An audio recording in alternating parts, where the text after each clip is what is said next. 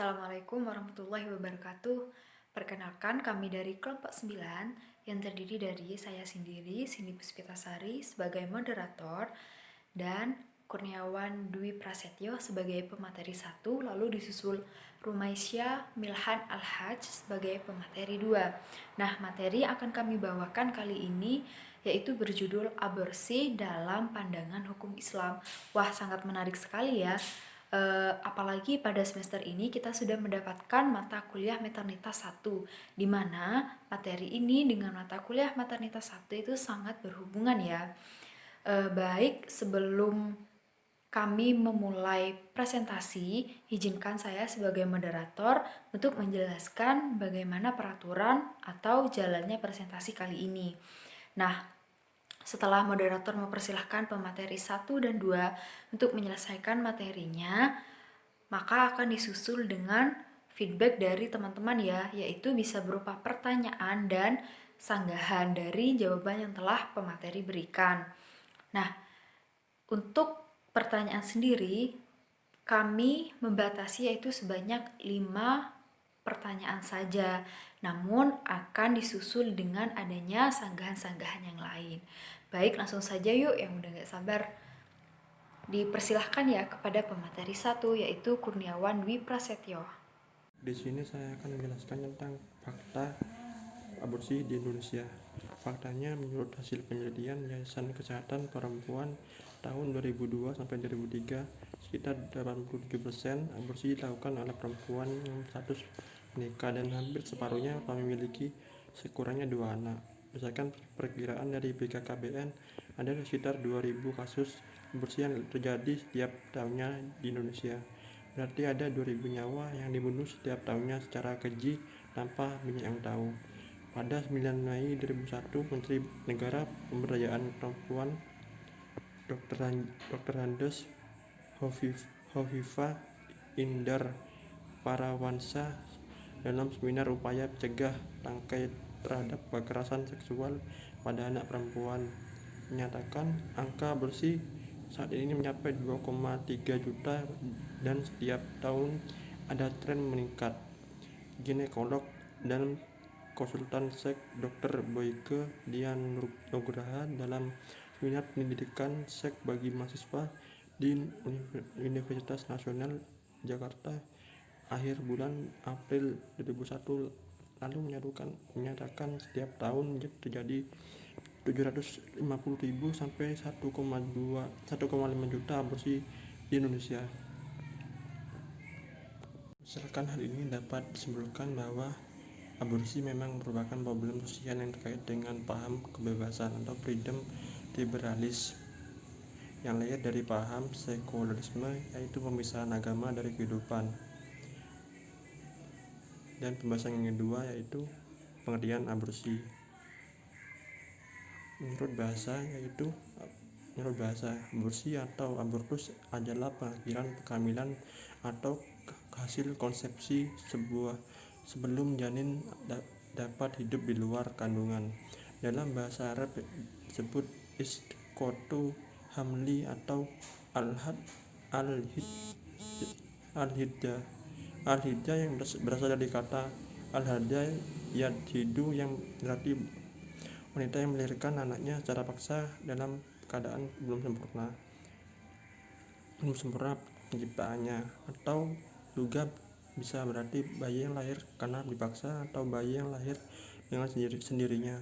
Aborsi dalam istilah fikih yang sering disebut dengan isqa atau menggugurkan, atau iqla atau melempar, atau tortu atau membuang, atau al-misbah al-munir halaman 72.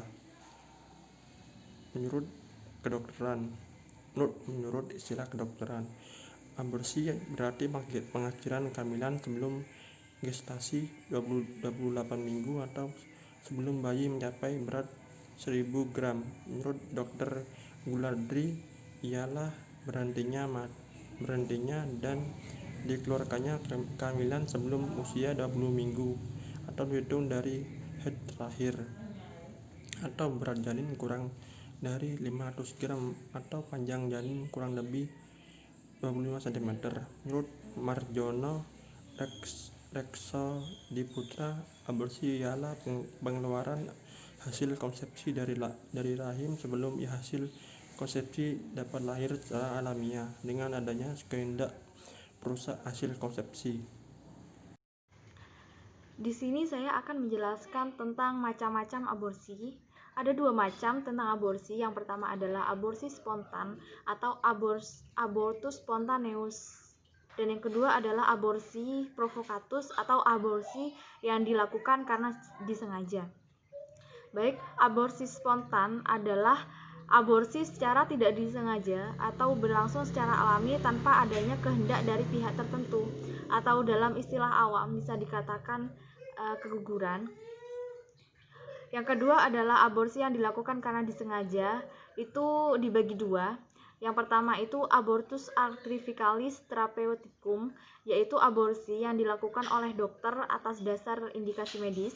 Dan yang kedua adalah abortus provocatus criminalis, jadi aborsi yang dilakukan tanpa dasar indikasi medis untuk mengakhiri kehamilan yang tidak dikehendaki. Ini adalah rincian pembahasannya. Jika 40 hari pertama atau terbentuknya nutfah, hal itu lebih lapang bila memang dibutuhkan ditempuh jalan aborsi. Misalkan dalam keadaan si wanita masih memiliki bayi yang masih kecil yang perlu diasuh dengan baik dan sangat sulit merawatnya dalam keadaan hamil. Lalu bisa juga si wanita ini dalam keadaan sakit yang sangat memberatkan jika hamil. Hal kondisi-kondisi seperti itu menurut para ulama masih boleh dilakukan aborsi dengan catatan si janin tersebut masih terbentuk nutfah atau seperti tetesan air. Dan untuk yang kedua, 40 hari berikutnya ketika telah terbentuk alaqoh atau segumpal darah dan mudghah atau segumpal daging, aborsi saat itu lebih berat hukumnya, boleh menggugurkan, tapi jika memang benar-benar ada uzur, misalkan seperti adanya penyakit berat dan telah ada keputusan dari dokter spesialis kandungan bahwa bisa menimbulkan bahaya besar jika tetap hamil. Kondisi seperti ini boleh melakukan pengguguran kandungan karena khawatir menimbulkan bahaya lebih besar. Dan yang terakhir, adapun setelah ditiupkan ruh, yaitu setelah 4 bulan, maka tidak boleh melakukan aborsi. Bahkan wajib bersabar sampai bayi tersebut lahir, dikecualikan jika ada keputusan para dokter spesialis kandungan yang terpercaya, tapi bukan hanya satu dokter, bahwa jika tetap tidak digugurkan, maka dapat membunuh ibunya atau membunuh kedua-duanya antara ibu dan si janin. Dan untuk kondisi seperti ini tidak apa-apa jika ditempuh jalan melakukan aborsi. Baik, untuk yang selanjutnya kami akan membahas mengenai fatwa MUI tentang abortus. Nah, MUI telah memutuskan fatwa tentang abortus menjadi dua, yaitu yang pertama adalah ketentuan hukum di mana isinya darurat adalah suatu keadaan di mana seseorang apabila tidak melakukan sesuatu yang diharamkan maka ia akan mati.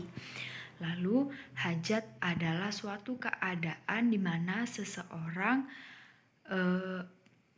apabila tidak melakukan sesuatu yang diharamkan maka ia akan mengalami kesulitan besar. Lalu ketentuan yang kedua adalah ketentuan hukum yang berisi aborsi haram hukumnya sejak terjadinya implantasi blastosis pada dinding rahim ibu atau yang disebut dengan nidasi. Kenapa? Karena pada proses nidasi kedua sel yaitu sel sperma dan sel telur telah menjadi zigot. Nah, aborsi dibolehkan karena adanya uzur, baik yang bersifat darurat ataupun hajat. Nah, mungkin sekian materi yang kami berikan. Mohon maaf bila ada salah kata. Wassalamualaikum warahmatullahi wabarakatuh.